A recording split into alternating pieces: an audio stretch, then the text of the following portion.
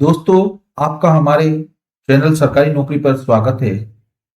आज हम बिहार एसएससी में पोस्ट एलडीसी की वैकेंसी के बारे में जानकारी साझा करेंगे। इसके लिए फॉर्म भरने की लास्ट डेट 24 नवंबर 2025 है। मिनिमम एजुकेशन 12th पास है।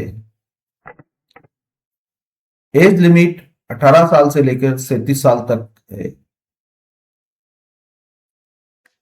आप कंप्लीट जानकारी वेबसाइट पर प्राप्त कर सकते हैं। वेबसाइट का लिंक वीडियो के डिस्क्रिप्शन में मेंशन है। प्लीज आप चैनल को सब्सक्राइब करें और वीडियो को लाइक, शेयर, कमेंट करें। Thank you.